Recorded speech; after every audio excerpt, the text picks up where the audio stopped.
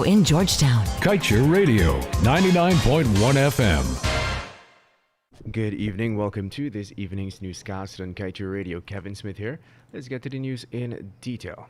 1 week after it had increased flaring at the Liza Destiny oil vessel, ExxonMobil yesterday finally shared details on the ship's defective gas compressor and production levels. President of ExxonMobil Guyana, Alistair Routledge, claimed that since the increased flaring began last week, the U.S. oil company had lowered production levels as a way of managing the toxic flaring. However, both Vice President Bharat Jagdeo and Minister of Natural Resources Vikram Bharat indicated that Exxon had been producing at peak and over 120,000 barrels of oil per day, as reported to the government by the oil company itself earlier this week.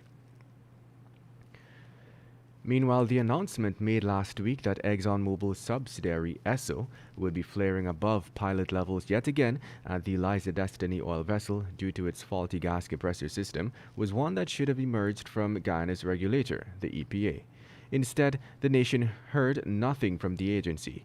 In light of this, the previous head of the EPA, Dr. Vincent Adams, said that Natural Resources Minister Vikram Bharat, or no politician for that matter, should be speaking on behalf of the agency. Dr. Adams pointed out that such a key regulator should have been more proactive in informing and updating Guyana on what issues were discovered aboard the Liza Destiny oil vessel, along with ensuing solutions or sanctions.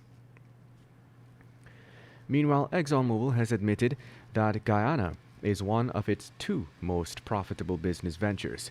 Its Secretary and Vice President of Investor Relations, Stephen Williams, that should be Littleton, said that ExxonMobil's Guyana and Permian Basin assets represent the highest return investments. Though the company sustained a loss in 2020 due to the pandemic's impact, Littleton noted that increased liquids production in Guyana benefited its earnings, as well as some improvements in upstream natural gas and liquefied natural gas prices. And moving on, following Guyana's distressing 5-month elections saga last year, Guyana fell back 4 places in the 2020 Democracy Index, which is prepared by the Economic Intelligence Unit. The index seeks to display the levels of democracy in 167 countries and assesses them by their electoral process and pluralism, the functioning of government, political participation, political culture, and civil liberties. Guyana ranked 75 on the index in 2020, moving down from the 71 ranking obtained in 2019. Guyana's overall score on the 2020 index is 6.1, resulting in the country being placed under the list of countries with quote-unquote flawed democracies.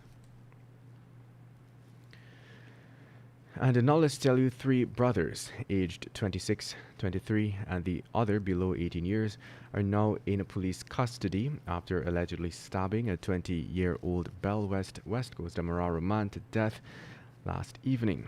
Dead is Emmanuel Solomon. According to police reports, Solomon was attacked by the 3 suspects over an alleged misunderstanding over a football game that occurred some 8 months ago. Solomon's mother and sister, who were at home at the time, witnessed the murder.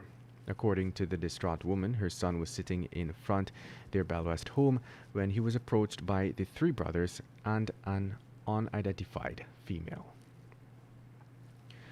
Meanwhile, the acting Assistant Chief Education Officer at the Ministry of Education, Amir Ali, has stated that it may be reckless for the ministry to release official results from the 2020 CSEC and CAPE examinations. His statement came as a response to a letter published in another section of the media titled, "We urge Ministry of Education to ensure the release of official CAPE and CSEC results."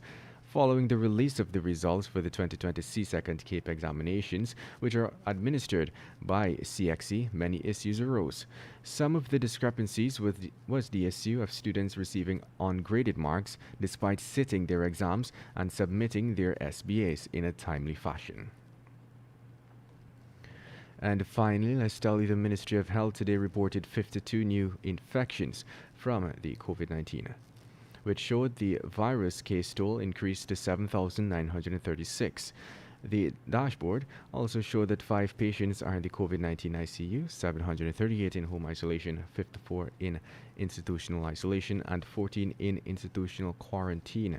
Additionally, a total of 6,901 persons have recovered from the virus, with 61 new recoveries recorded today. Meanwhile, the COVID-19 death toll remains at 180. Want value for your advertising dollar? Then place your ads on Kaieteur Radio's Newscasts. Streamed live on 6 different mediums, reaching hundreds of thousands. Advertise today and watch your dollar grow. Call us on 225-8465 or 226-8210 today. The time is now 19 hours 7. Coming up next is a short and informative message from the publisher of Kaieteur News himself, Mr. Glenn Lau.